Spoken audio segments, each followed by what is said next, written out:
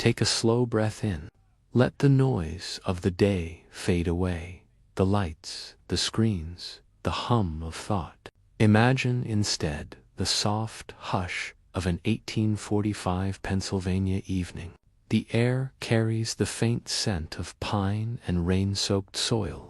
Somewhere in the distance, an owl murmurs across the hills.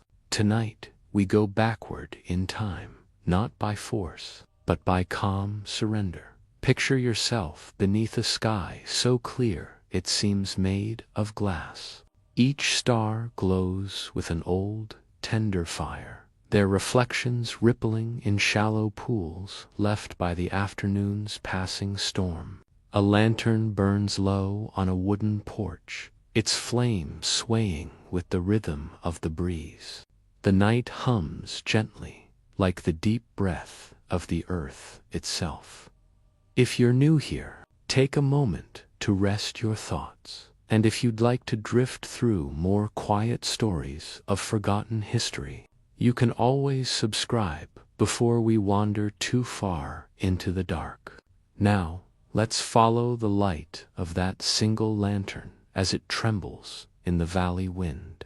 It will guide us toward a place and a night that time itself seems to have misplaced. The sound of crickets begins to fade, replaced by the hush of the wind moving over rolling hills. The lantern's glow grows smaller, softer, and we begin to see the town beneath it, resting under strange, watchful stars. The hills of central Pennsylvania roll like an old quilt, stitched with meadows and thin lines of stone walls.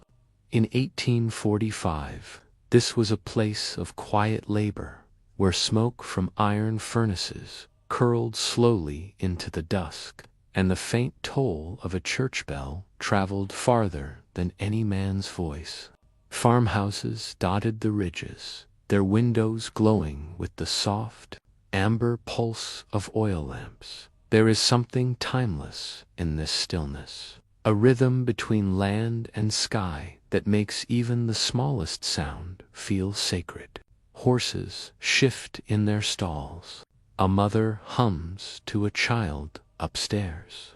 The creek at the valley's edge gurgles softly, carrying with it tiny sparks of starlight. The moon is low, thin, and pale, a ghostly coin turning slowly in the heavens.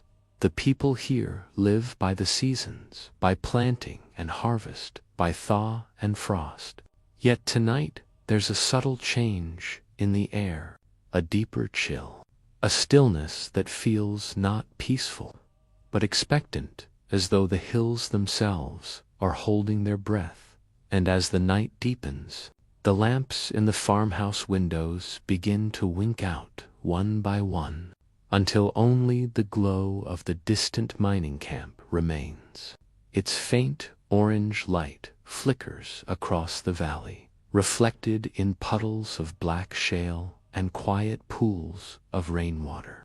There, beneath the earth, the miners have left their tools, unaware that they rest above something that has waited centuries to be seen. The air grows denser. The sound of the creek softens to a hush, and somewhere in the dark, a new rhythm begins, faint, metallic, almost like a heartbeat buried deep beneath the ground. By midnight, the mining town of Halberd's Hollow has gone still. The last lantern in the tavern has been turned down, and only the wind moves through the narrow lanes between wooden shacks. The smell of coal dust and iron lingers in the air, mingled with the sweetness of wet hay and pine tar inside their small homes. The workers sleep the heavy sleep of exhaustion. Their hands are rough, their dreams simple, of clear weather, good harvests, and steady pay. A church bell, cracked and old, strikes once for the hour, and its tone rolls across the valley like a sigh. In the silence that follows, the steady hum of insects fills the void, soft and rhythmic, like the sound of breathing. A dog lifts its head, listening to something beyond hearing, then lowers it again. The town is asleep, wrapped in its own peace, unaware that above them the stars are unusually bright, brighter than any night in memory. Some swear later that they shimmered in strange patterns, as if forming a shape meant to be seen, though no one yet was looking up to notice. In the darkness of the abandoned quarry just beyond the ridge, water drips from the rock into shallow pools. The sound echoes like slow footsteps. A mist gathers, faintly glowing in the starlight. It swirls, and then, for the briefest moment, stills. Something beneath the earth has begun to shift, and though no one in Halberd's Hollow can feel it yet, the ground is changing, quietly, invisibly. The first stones of the hillside are loosening their ancient hold when dawn begins to pale the horizon. A thin fog curls over the quarry. The miners return early, boots sinking in the damp soil. Their laughter is subdued, their breath rising in white clouds. They talk of nothing, the weather, the yield, the ache in their shoulders, until one of them notices a patch of soil near the pit that seems to have sunk overnight. When dawn begins to pale the horizon, a thin fog curls over the quarry. The miners return early, boots sinking in the damp soil. Their laughter is subdued, their breath rising in white clouds. They talk of nothing, the weather, the yield, the ache in their shoulders, until one of them notices a patch of soil near the pit that seems to have sunk overnight. At first, it looks like nothing, a simple depression, dark, but as they clear it with shovels, a hard edge emerges. Not stone, not wood, something smoother, too perfect. A line so straight, it looks unnatural against the rough shale. They dig farther, another edge appears, then another, forming a shape too precise for chance. The foreman kneels, brushing away the dirt with a calloused hand. Beneath the layer of earth, a surface gleams faintly metallic, cold, and almost humming under his touch. The men step back. One mutters a prayer. Another spits into the mud, uneasy. No one can name what they've found, only that it feels wrong, as if the ground itself had been hiding something it didn't want revealed. The morning mist begins to rise, wrapping the pit in silver. The hum grows fainter, almost swallowed by the sound of the wind. By the time the sun climbs above the ridge, the workers have stopped digging. They stand in silence, staring at the gleam beneath the soil, the first glimpse of what will later be called Asterisk, the upside-down pyramid of Pennsylvania. Asterisk, the air holds its breath once more, and the whisper of this discovery drifts across the valley, carried by wind and rumor, toward the quiet farmhouse windows and the town still half asleep under strange, watchful stars. The sun rises higher over Halberd's Hollow, but its light feels muted, filtered through thin veils of mist that cling to the valley floor. The men gather once more at the quarry's edge, boots crunching over loose gravel. Yesterday's unease lingers in their eyes. The foreman orders them to dig, though he speaks more softly than usual, as if the air itself demands quiet as their shovels cut into the earth. The strange geometry beneath the soil grows larger, more edges, more clean lines. What they uncover is no boulder, no vein of metal, but a full form, deliberate, symmetrical. Its smooth surface gleams faintly like wet steel, though no tool strikes a spark from it. The edges meet not upward, but downward, tapering into the ground, forming a shape that seems to point deep into the earth. The men step back again, their breath shallow. One murmurs that it looks like a pyramid turned upside down, as though the heavens had buried their reflection in the soil. The thought hangs in the air, neither dismissed nor accepted. Birds circle overhead, silent. The sound of distant wagons fades. All that remains is the steady scrape of shovels and the strange hum rising from below, a low, resonant tone that vibrates in the ribs more than the ears. It's almost soothing, almost musical, yet carries an unease that none can name. When the day ends, they cover it again with canvas and boards, not from fear, but from the instinct that some things, once exposed, should not be left staring into the open night. And as it folds around the quarry, the shape beneath seems to breathe. That night, the men return, though none were ordered to. They bring lanterns, oil heavy in the air, their yellow light flickering across faces drawn and pale. The boards are pulled back. The hum returns, faint, persistent, like the echo of something vast and sleeping. When they touch the surface again, they find it colder than stone. Frost gathers at the edges, despite the warm summer air. One man places his ear to the metal and swears he hears motion, like the turning of distant water wheels, far underground. Another insists the cold burns his skin. They work carefully, brushing away more soil. A pattern emerges, shallow grooves running along the edges, intersecting in angles too precise for nature's hand. The lantern light dances across it, and for a fleeting instant, some swear the grooves glow, faintly blue, as if tracing veins of frozen lightning. Above them, the stars shimmer in strange sympathy. The night air vibrates. A lantern flame bends sideways for a breath, then steadies again. No one speaks. The only sound is the whisper of earth falling away from metal, like sand from an hourglass. By midnight, a full face of the structure is visible, a triangle descending into the ground, impossibly smooth, impossibly flawless.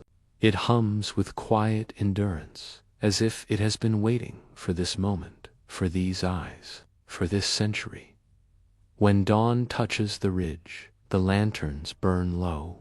The men cover the pit once more and walk home without a word, the frost melting behind them into small, perfect circles of dew. By the next day, the entire town knows.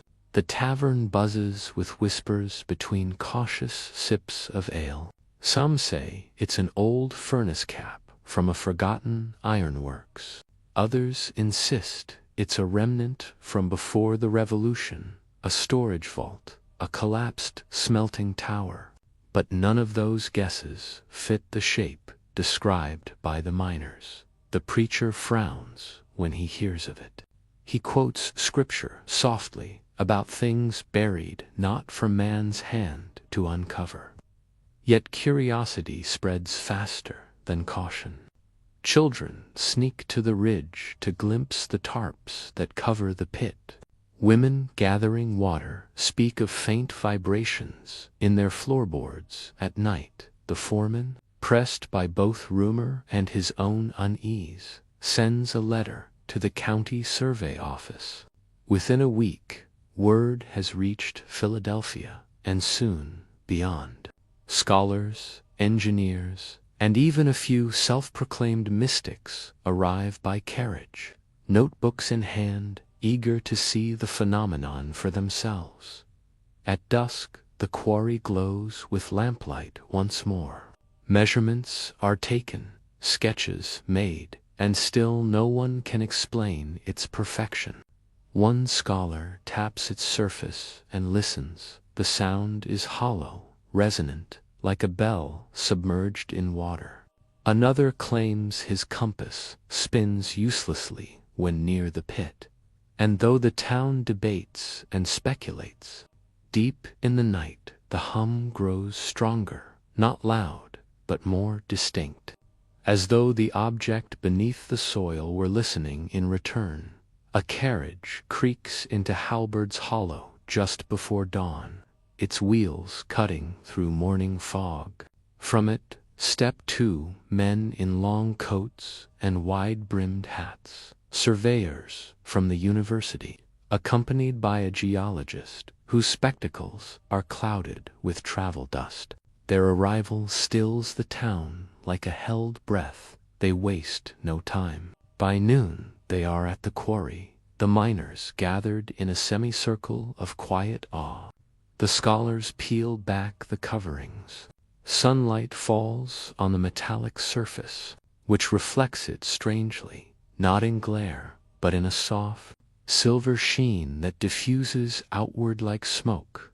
The geologist kneels, pressing his hand against it, then withdraws quickly. "Too cold," he murmurs. He looks at the others, a shadow crossing his face. There's no iron, no copper, no known alloy that explains it. The instruments hum faintly, their needles trembling as though uncertain where north lies. One of the scholars sets his journal on the ground, its pages fluttering in the breeze, and writes only one line before closing it again. Asterisk, this is not of the earth's design. Asterisk, the miners. Uneasy retreat to the edge of the quarry. The surveyors, though wary, begin to prepare ropes and lanterns, for the surface suggests hollow space beneath. As evening falls, the valley grows still again. The hum beneath the earth deepens, echoing faintly like the tone of a distant choir. The scholars light their lanterns, their glow reflected in 100 droplets of dew. The descent will begin soon, though none can yet know how deep the night beneath their feet truly runs. Above them, the wind carries the faint cry of an owl, and the stars begin to gather once more, bright, silent, and strange.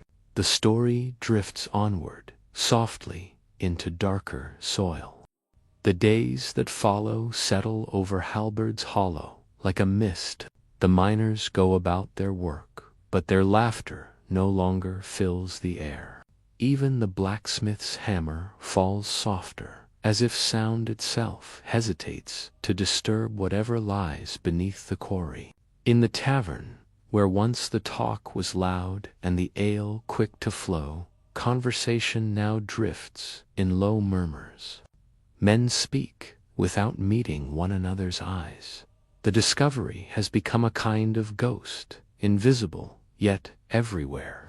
The women fetching water cross themselves when they hear the hum rising faintly from the valley at dusk. The children have stopped playing near the quarry path. The air there feels charged, like the stillness before lightning. Each evening, as the hills fade into violet shadow, a strange calm takes hold, too deep, too complete. Dogs lie quietly in doorways, their ears twitching at sounds no one else hears. Even the church bell, when it rings, seems distant, hollowed out by the echo that follows. The preacher walks the length of the ridge each night, lantern in hand, his light bobbing between the trees. He says little to anyone, but in the stillness of the chapel he prays longer than before. He senses that faith and reason are both being tested, that something vast and unknowable now stirs beneath their feet, and yet life continues as it must. The forge burns, the river runs, and the sky each night turns the same familiar shade of deep blue. But in that sameness, something watches, something listens. One night, after a long day's rain, a boy returning from the mill stops halfway across the ridge. The air is sharp and cool, his breath a faint mist. Below him, the quarry lies half hidden beneath fog, but through that curtain of white, he sees something strange. Lights, not the orange flicker of lanterns, nor the pale gleam of moonlight. These are small, wandering orbs of blue, floating just above the surface of the pit. They move with a slow, deliberate rhythm, like the pulse of a sleeping heart. For a long time, the boy watches in silence, until fear and wonder blur together, and he runs home, breathless, leaving muddy footprints on the chapel steps. By morning, the story has spread. The miners scoff, but their hands tremble when they lift their coffee cups. The preacher says nothing at first, only looks toward the hills, as though expecting an answer, carried by the wind. That night, others see the same faint glows, not just over the quarry, but drifting among the trees, reflecting off puddles, glimmering like will-o'-the-wisps lost between worlds. The dogs refuse to approach the ridge now. Their ears flatten, their tails drop, and they bark only when the lights fade, as though sensing their departure more than their arrival. The townsfolk try to explain it: swamp gas, lightning, tricks of the mist, but the truth settles heavier than explanation. The lights have no source, no sound, no pattern. They simply are. And each night they appear, the hum from beneath the quarry grows just a little louder, as if something below responds to their glow. The valley sleeps uneasily, and somewhere deep under the shale and roots, the inverted pyramid hums on unblinking, unchanging dot. On Sunday morning, the church is fuller than it has been in months.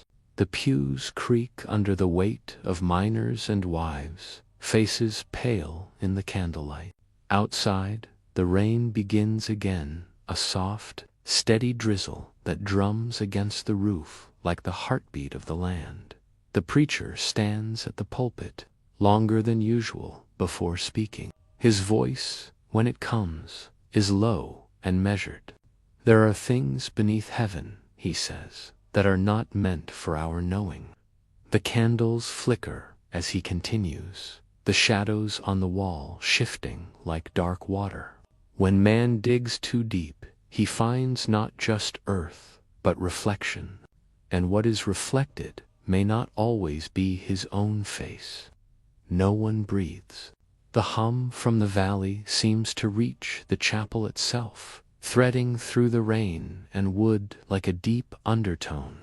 The preacher bows his head, and his next words are barely more than a whisper. If what sleeps below is not of God's making, then it should be left to its own dark silence. After the service, the congregation disperses without talk. Some nod in agreement, others glance toward the hills with unease. That night, the quarry remains untouched. The rain continues, soaking the tarps until they sag and drip, each droplet echoing softly into the pit in the stillness. Even the hum grows faint again, as though listening to the preacher's words and deciding, for now, to rest. But curiosity is a stubborn flame. It flickers low for a time, only to rise brighter in the dark. Within a week, the scholars who came from Philadelphia decide to continue their study. They request volunteers, though few step forward. The miners, wary and half-believing the preacher's warning, keep their distance. Still, ropes are prepared, lanterns trimmed, and notes taken. The scholars lower their instruments carefully into the pit, marking every echo, every sound, every fluctuation of light. The air down there feels heavy, charged, almost metallic. The hum grows louder, the closer they lean toward the open edge. One evening, as the last of the sun bleeds from the sky, they make their choice. The first rope creaks under weight as it descends into the shadowed mouth of the inverted pyramid. Lanterns sway, casting rings of gold on metal walls that glint like polished stone dot above. The townsfolk watch from the ridge, silent. The wind has stilled. Even the leaves hold their breath. One by one, the scholars vanish into the earth, their lights swallowed by darkness, until only faint glows remain. Reflected in the still water pooled at the bottom, resonant sigh, almost like the exhale of a sleeping giant. The hum fades to a whisper. The last lantern flickers and steadies. The descent has begun. The night folds gently over the quarry once more, and the stars, pale and distant, seem to rearrange themselves above the valley, mirroring something unseen below. The ropes creak softly as they uncoil, unwinding into the black hollow beneath the earth. Lanterns swing from the scholars' belts, their dim gold light trembling on the slick walls of the pit. The hum, faint yet steady, surrounds them like a pulse, not threatening, but alive.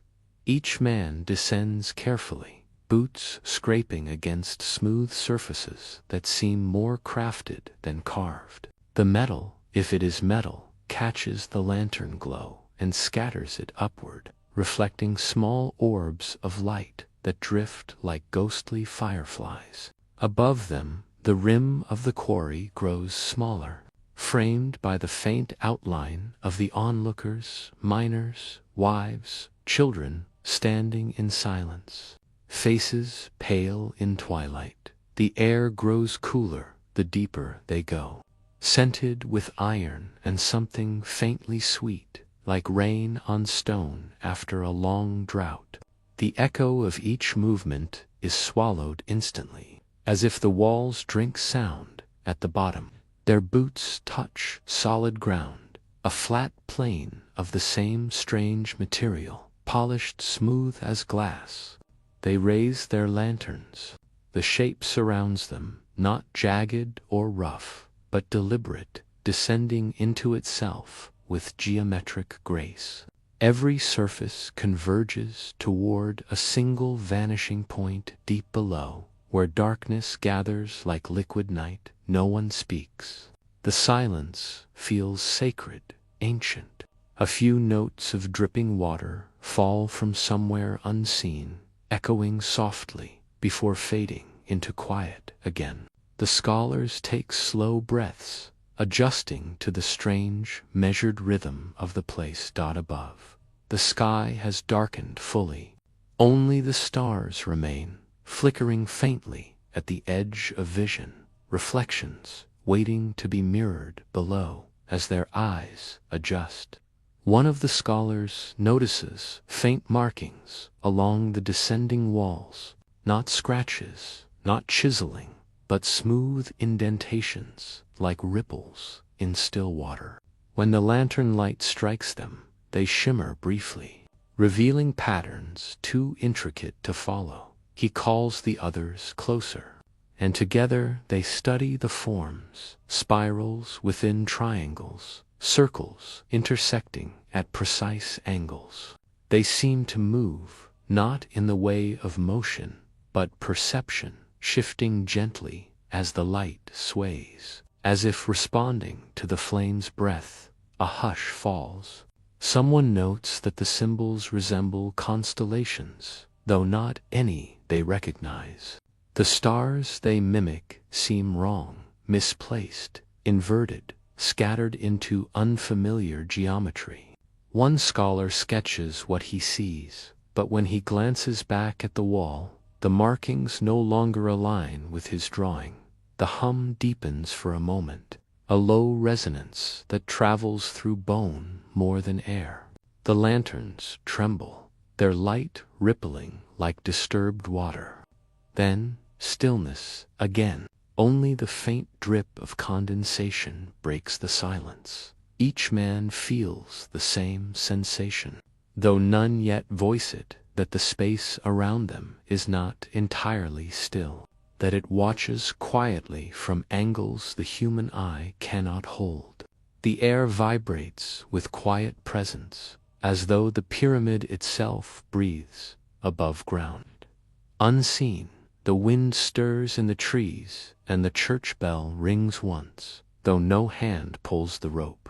The sound drifts down through layers of soil and stone, faint as memory. The scholars raise their lanterns higher, tracing the walls again, and now, faintly, the symbols glow back. Hours pass in that strange underground twilight. The air remains cool, but never damp, as though sealed in its own season. The scholars set up their instruments, compasses, measuring rods, journals, yet none of them behave as expected. The compass needles spin lazily, as though uncertain where north lies. Metal tools hum faintly when placed near the walls, vibrating in quiet sympathy with the air's tone. By lantern light, one of them sketches a wide panel of the wall, realizing that the carvings form not random patterns, but a precise map, a lattice of stars rendered in metal and light. Yet it is an unfamiliar sky. The constellations appear upside down, reversed, as if viewed from beneath a mirror of the heavens. They check their charts, cross-referencing known celestial patterns. Nothing matches. No hemisphere, no known alignment of stars corresponds to what they see. One man wonders aloud whether they might be seeing not our night sky, but another one belonging to a time before time, or to a place unseen by human eyes. As the thought lingers, the hum deepens again, not louder, but closer, resonating through their boots, their chests, their hearts. The lantern flames bend subtly inward, drawn toward the center of the chamber, where the darkness seems thicker. They write notes, exchange glances, but say little. The realization is quiet, heavy, unspoken. Whatever this is, it does not belong entirely to earth. The air feels charged, the boundaries of night and stone blurred. Above, far beyond the soil and stars, a faint wind carries the smell of rain toward the valley. By the time they climb back toward the surface, the night has grown still again, eerily still, as though the entire valley were listening to their ascent. The ropes creak, lanterns swaying in slow rhythm at the edge of the quarry. The onlookers watch their faint lights rise like distant embers. The first man reaches the rim, breath misting in the cold night air. His boots touch earth, and he looks upward instinctively. The stars seem unusually clear, their patterns strangely familiar to the ones he traced below, mirrored perfectly but inverted. He says nothing. The others emerge, one by one, their faces pale in the lantern glow. None speak of what they've seen. The night feels fragile, as if words might crack it open. They cover the pit again with canvas and boards, securing it as before. The hum softens, fading into the rhythm of the wind. Somewhere beyond the hills, thunder murmurs, distant and restrained, as the last lantern is extinguished. The reflection of the stars trembles in a puddle beside the quarry, the heavens above and below, matching like twin eyes of a hidden watcher. The valley exhales once more, and silence settles in, deep and velvety. The night holds its breath for what comes next. The morning arrives, pale and slow, veiled in mist that clings to the valley like memory. The ground is damp from a night's passing drizzle, and the boards covering the pit glisten faintly under the first reluctant light. The scholars return quietly, without their entourage of miners or curious villagers. Only the distant bell tolls once muffled through the fog. Their boots sink softly into the wet earth as they approach the quarry's edge. None of them slept. The shapes they saw in the darkness, those mirrored constellations, have followed them through the night, shifting behind closed eyes.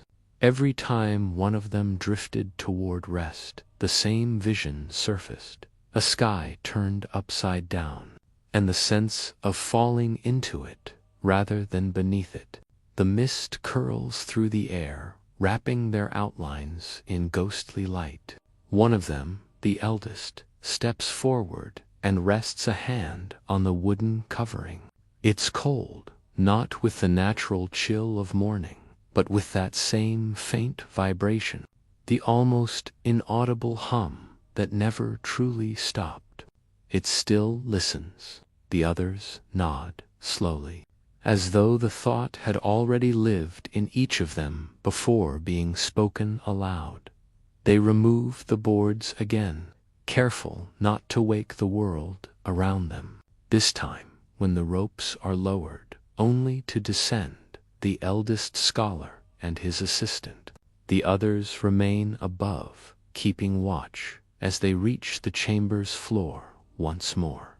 The lantern light spreads like soft amber smoke. The symbols are still there, waiting, dormant but aware. The air hums faintly, as though vibrating to some faraway rhythm.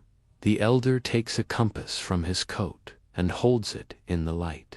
The needle spins, not rapidly, but gracefully, tracing a slow, perfect circle without ever pointing north. He sets it upon the smooth surface beneath them.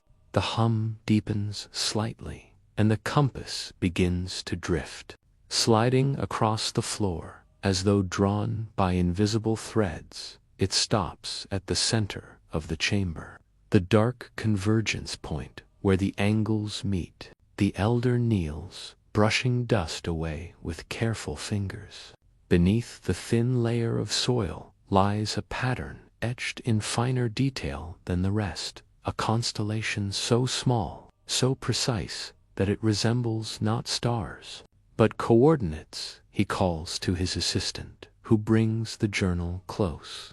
Together they trace the markings, realizing that they form not just a sky map, but a map of movement, a chart of celestial motion across thousands of years. The constellations above and below are not fixed. They are the beginning and end of a cosmic rotation. What we saw, the elder murmurs, was not a reflection. It was a cycle. The hum changes tone, faintly but unmistakably. The air seems to tighten, vibrating at a frequency too low to hear, yet too strong to ignore. The lantern flame elongates, steady and unshaken. The assistant steadies his hand against the wall, and beneath his palm, the metal feels alive, almost pulsing. The markings shimmer faintly. The lines of the star map begin to glow with slow, rhythmic light, following a pattern that moves inward toward the chamber's center. The two men exchange a look, not of fear, but reverent awe.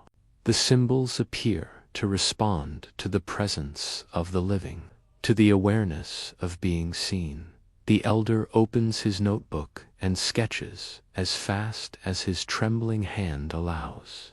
The assistant measures the angles, noting that each alignment corresponds to a star not currently visible in the sky.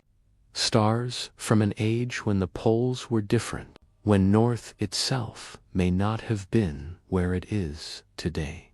The pyramid, the elder whispers, was built not to mark a place, but to remember a position in time. As the light fades again, the chamber returns to calm. The hum softens, the air cools, and the flame resumes its ordinary flicker. The map remains but dim, as though sleeping once more when they finally ascend. The morning sun has burned away the mist, revealing a landscape washed in pale gold. The valley looks unchanged, the same rolling fields, the same quiet stream winding through the stones. Yet both men feel that something subtle has shifted, not in the world, but within it. The air carries a strange stillness, as if the valley itself has exhaled after holding its breath for centuries. They replace the boards once more, this time layering earth upon them, sealing the chamber beneath a skin of soil. The elder drives a small wooden marker into the ground, no inscription, only a symbol sketched from memory, a spiral within a triangle. The shape that first shimmered under the lantern's glow. He steps back, watching the wind move through the tall grass. The sound is soft and continuous, like the sea heard from far away. The assistant breaks the silence. What do we tell them? The elder looks out across the valley, where the sky's reflection lingers faintly in the puddles left by rain. Nothing, he says quietly. Some truths are not meant to be told, only remembered, and as the light grows stronger, the hum fades entirely, absorbed into the heartbeat of the earth, into the rhythm of the stones that keep their secrets in silence. The valley grew silent again. Seasons folded into each other like pages pressed together. Spring's thaw, summer's shimmer, autumn's brief gold, winter's slow breath. The old marker in the grass weathered under rain and sun until it looked as ancient as the ground itself. The scholars moved on. Some wrote quietly of their findings, disguising the truth as speculation. Others said nothing, fearing ridicule more than mystery. Only the eldest returned once a year, always on the same night when the stars hung low enough to kiss the horizon. He would stand at the edge of the field, lantern in hand, and listen. He never heard the hum again, but each visit felt like a promise waiting to be kept. A voice not yet finished speaking. Decades later, in a city bright with electric light, a young astronomer came across the elder's forgotten notes, the sketches of constellations, the reversed alignments, the cryptic phrase, "when the sky remembers its mirror." All of it fascinated him. He spent months comparing the diagrams with modern star maps. The realization came one late evening in the observatory, when the computer projected a simulation of the heavens as they would appear thousands of years ago, and then, astonishingly, as they would again tonight. The sky was about to return to that lost configuration, a rare precessional alignment that happens only once every 26,000 years. He packed a small telescope, a notebook, and the old coordinates scrawled in the margin of the elder's journal, and set off for the valley. By the time he arrived, night had fully claimed the land. The valley was still bathed in the pale glow of a rising moon. The wooden marker still stood, split by weather, softened by moss, yet unmistakably the same. He placed his telescope on the ridge and began his measurements. The stars were brilliant, arranged in a geometry that felt deliberate. When he compared them to the coordinates etched in the elder's drawings, the match was perfect. He paused, letting the quiet seep in. Somewhere below, beneath centuries of silence and soil, the chamber waited. The earth itself seemed to hum again, faint, almost inaudible, as if stirred from sleep. He set his lantern near the old marker.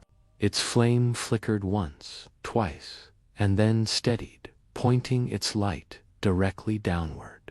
For a moment, the wind stopped, then the hum deepened, low, resonant, spreading through the ground like a heartbeat. The air shimmered faintly, and from the cracks between stones, a soft glow began to rise, tracing invisible lines beneath the earth. The astronomer stepped back, breath shallow. The valley was alive, glowing in the exact pattern of the constellation above it. The earth mirrored the heavens perfectly, as if the two halves of a long-forgotten mechanism were finally reunited. The pyramids, buried geometry, the star map, the strange resonance, it all pulsed together now, synchronized.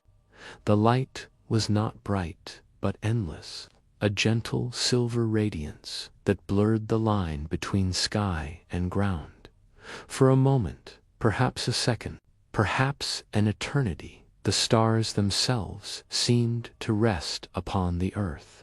The valley became a horizon turned inward, and time folded into stillness. Then, as suddenly as it began, the glow subsided. The wind returned, whispering through the grass as though nothing had happened. The lantern's flame trembled and steadied once more. The astronomer fell to his knees, overwhelmed not by fear but by awe. He understood then what the elder had meant. The pyramid was not a monument to the dead, it was a memory of the sky itself. A mirror the earth holds up only when it dreams. He closed his notebook slowly, leaving the page blank. There were no words that could describe what had returned, nor what had never truly left. And in the far distance, where the stars met the horizon, the faintest echo of the hum lingered, not in the air, but in the quiet rhythm of the heart. Dawn crept across Pennsylvania like a sigh through linen curtains. Mist lingered low in the hollows, weaving itself around the trees and stones, softening every edge. The astronomer had gone by then, leaving only his footprints, a half-extinguished lantern, and the hush of something quietly complete. When the first rays touched the ridge, the dew shone faintly blue, a trick or a whisper of last night's glow, still fading into memory. Birds stirred among the hemlocks, calling one another back to ordinary time in a nearby town. No one spoke of strange lights or tremors. The valley had resumed its silence, the way water smooths itself after the passing of a fish. Only the earth remembered, holding its secret under moss and shale, waiting again for chance to open its pages.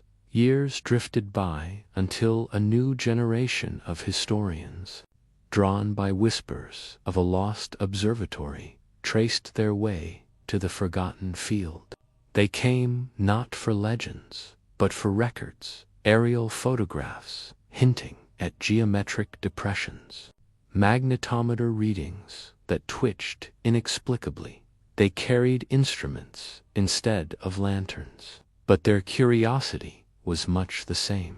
At the ridge, they unfolded maps, adjusting their lenses to the shifting light. One of them, a quiet woman who specialized in archaeoastronomy, found an alignment between the remaining stones and a constellation long ignored, Lyra, the lyre of Orpheus, the musician who once charmed the underworld. She wrote in her journal, Asterisk, this place listens more than it speaks. Asterisk, as twilight settled that evening, their campfire crackled softly, echoing the rhythm of the crickets.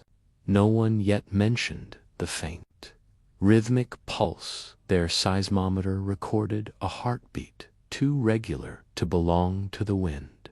They stayed for days, documenting patterns invisible to the casual eye, concentric traces in the soil, mineral seams that hummed faintly when struck with metal rods. Beneath the valley's calm surface, Something resonated like the deep string of a distant harp in an abandoned shed near the site. The archaeologists found fragments of polished brass and glass, parts of old telescopes, surveying tools, and a peculiar lens etched with reversed star patterns. Dust coated every surface, yet when they lifted the lens toward the sun, a cool blue reflection danced across their palms at night. When the camp quieted, they compared their findings to historical archives. The woman's hands trembled slightly as she read a surviving letter from the 19th century, a description of an upside-down pyramid that sang to the stars. Outside the tent, the forest exhaled slowly. The hum grew softer, merging with the breath of the night. On the last evening before they were to leave, the archaeologists placed sensors deeper in the ground, hoping to trace the source of the vibration. As dusk descended, the instruments began to register movement, not seismic, but tonal, like the measured thrum of a cello. The woman knelt, pressing her ear to the earth. The sound was gentle, deliberate, neither natural nor mechanical. She whispered, barely audible. Asterisk, it's listening back. Asterisk, the others gathered their equipment quietly, uneasy yet calm, as though they stood inside a cathedral with no walls.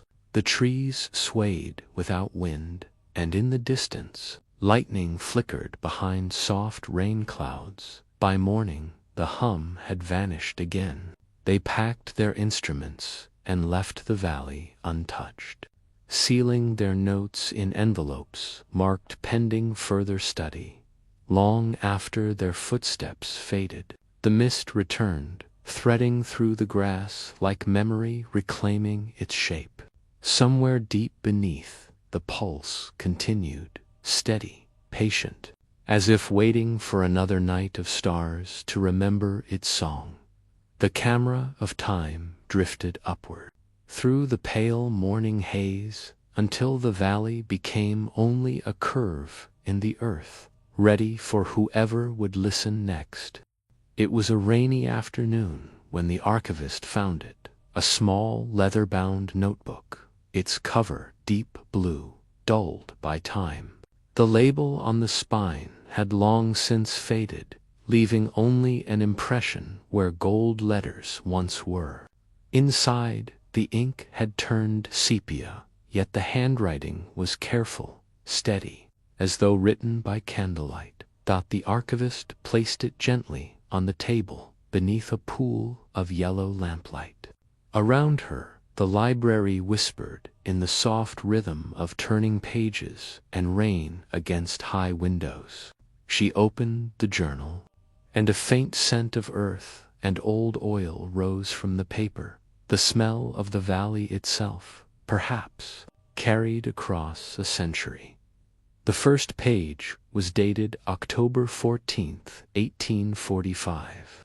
It began simply, asterisk, we have reached the site. The earth is not silent here. Asterisk, she leaned closer, reading in slow, reverent breaths. Outside, thunder rolled far away, distant, unhurried, like a memory waking from sleep.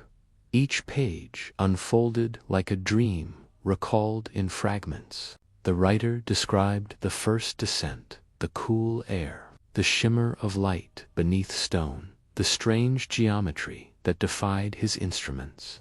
His words were precise but filled with awe, as though he struggled to remain scientific before something ancient and kind. He mentioned his fellow scholars by name, Dr. Alcott, Mr. Len, and a young assistant who played violin by the campfire. The music, he wrote, seemed to calm the vibrations beneath the soil. Then came sketches, stars drawn backward, pyramidal angles turned upside down, delicate notations linking Earth's magnetic poles to celestial coordinates. The reader could almost hear the scratch of his quill, the slow exhale between thoughts. Midway through, the tone shifted. The ink darkened where his pen pressed harder. There is a hum now, constant and low. It follows no heartbeat of man. The archivist paused, the sound of the rain growing gentler, as if even the storm were listening. The last entry was dated November 3rd. The handwriting wavered, as though written in haste or dim light. It read, the sky reflected the chamber tonight. The stars bent inward, a mirror turned toward the heart of the earth. We felt the vibration through the soles of our boots, through our bones. Dr. Alcott believes the structure is awakening. I do not fear it. It feels like listening to time itself. Remember its beginning. Beneath that, a single line stood alone. If anyone should find these words, know that we heard something not meant to end. The archivist closed the book gently, her fingertips cold against the leather. For a moment, she imagined she could still feel the pulse beneath the table, faint, rhythmic, and impossibly old. She made a digital copy of the journal, then slipped the original into a preservation sleeve. Yet when she looked back at the monitor, she noticed the waveform from the scanner, a faint, repeating pulse embedded in the background. Noise of the recording. It matched the pattern of the hum described in the journal. Outside, the rain had stopped. The sky had turned the color of pewter, and somewhere in the distance, the last rumble of thunder melted into silence. The archivist looked out through the tall window, where a thin band of blue light shimmered along the horizon, soft, brief, vanishing as quickly as breath. She switched off the lamp and let the dimness settle. In the hush that followed, she thought she heard something beneath the floorboards. Not quite a sound, more like the suggestion of one, the memory of vibration. And as she locked the archive door behind her, the faintest echo seemed to follow, not menacing, not loud, but comforting. Like the earth exhaling after holding its breath for far too long. The story, she knew, was not finished. Somewhere, beneath the Pennsylvania hills, the hum waited again, not buried, merely resting. The forest had swallowed the quarry long ago. What was once open stone and scaffolding had softened into moss and root. The air, cool and heavy with the scent of rain-soaked earth. The explorers came quietly, 3 of them, moving like careful thoughts through the undergrowth. They carried no heavy gear, only notebooks, cameras, and an old map printed from the scanned pages of the blue journal. Their steps were muffled by damp leaves. The forest seemed to absorb even their breathing. Here and there, traces of the past lingered, a half-buried pulley, a rusted lantern frame, shards of glass, glinting faintly like stars fallen into the soil.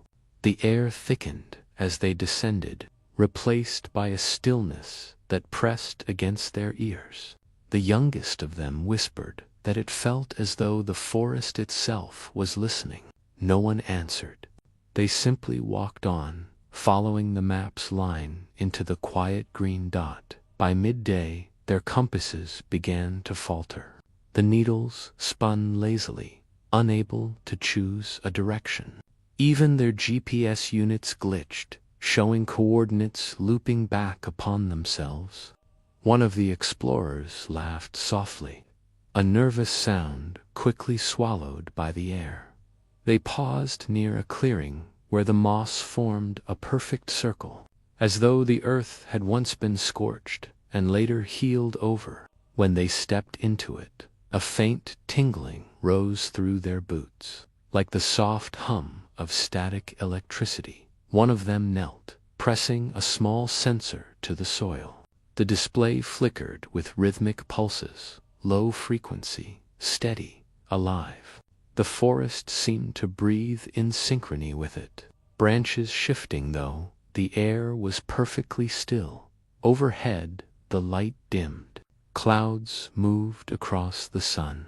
And for a moment, everything, every leaf, every shadow, took on the same muted blue as the ink in the forgotten journal.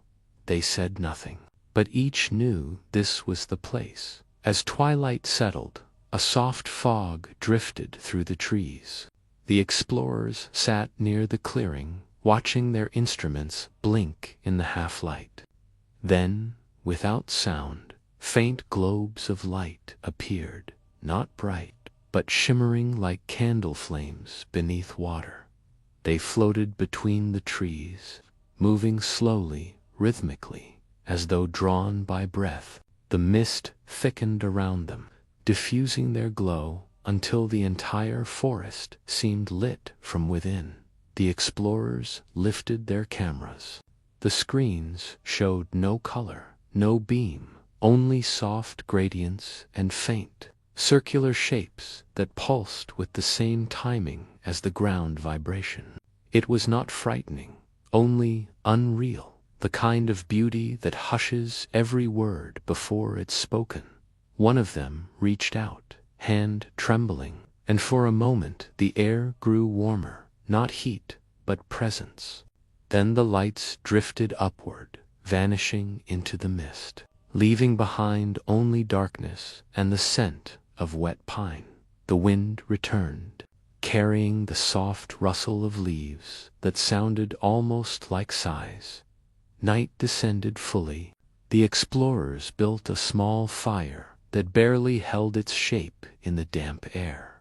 Above them, the stars emerged, faint and silver, their patterns familiar, yet somehow wrong, subtly shifted, like reflections in rippled water.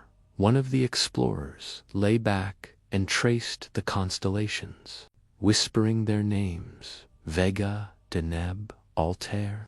But when he compared them to the chart from the blue journal, he realized they formed not the lyre of Orpheus, but its perfect inverse, an image turned inward.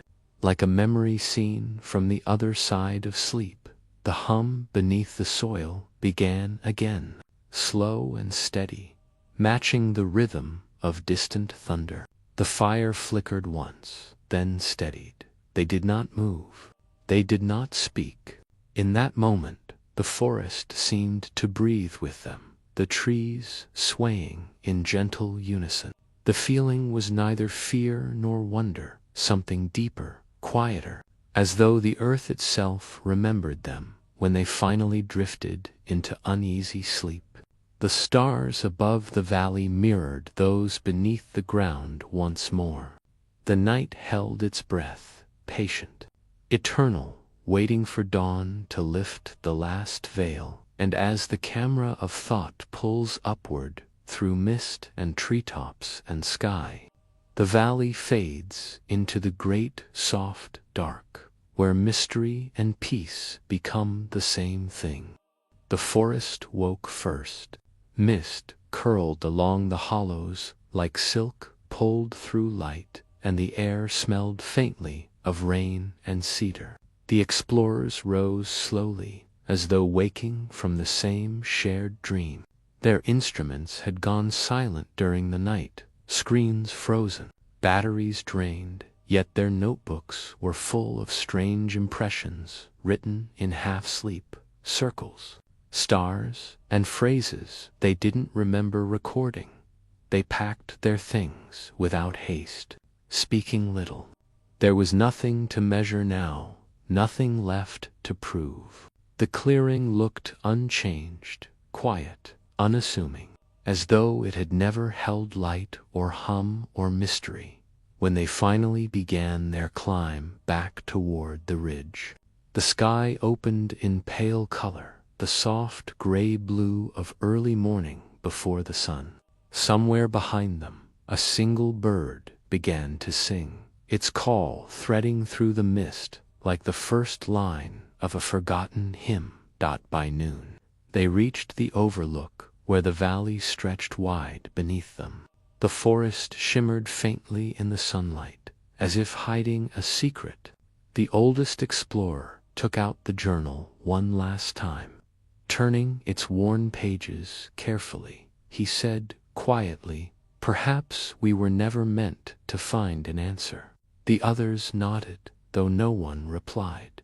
Some truths, they understood now, were not puzzles to be solved, but mirrors to be seen through. The earth does not speak in words. After all, it breathes, hums, waits. They left a small token behind, a piece of polished glass from one of their instruments, set gently in the soil near the ridge. It caught the light, scattering it into faint blue threads that lingered even after they turned away. Above them, clouds drifted like the slow unfolding of memory. Somewhere in the weave of wind and light, the valley exhaled, content in its secrecy. Night came softly again.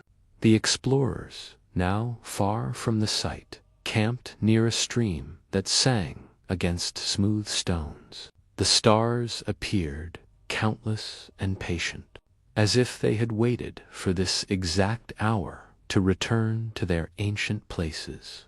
One of them, unable to sleep, whispered a thought to the quiet air. What if it wasn't built for worship or burial, but for remembrance? The sound of water answered, gentle and endless. Perhaps the inverted pyramid was not a tomb or a machine, but a message left in geometry, a note from those who knew that silence itself carries meaning, a reflection of the sky, not as it is, but as it once was, and as it might be again. When all lights fade, and the world remembers how to listen, the stream glimmered in the starlight like liquid glass, and the hum of the valley seemed to echo through the flow, low and steady, like the breath of the sleeping earth. In the final hour before dawn, the land grew perfectly still. No wind moved. The stars hung motionless in their quiet brilliance above Pennsylvania. It was the same sky that had watched miners, scholars, explorers, and now dreamers. The camera of the mind drifts upward, higher and higher, until the valley becomes a faint curve, then a whisper of color, then only darkness speckled with light. The hum fades into the soft music of night insects, of gentle wind, of heartbeat. You feel the calm of centuries, the patient pulse of stone, the slow turning of stars, the tender silence between thoughts. Everything that was buried now rests. Everything that was sought now simply is. So let your breathing slow, let your eyes grow heavy. The pyramid, the stars, the whispering forest, they're all still here, beneath the same endless sky. And as the last light of consciousness flickers like a distant lantern, remember, some mysteries are not meant to wake us, but to let us fall peacefully asleep beneath their watch. Good night, under the Pennsylvania sky. The earth hums softly and dreams.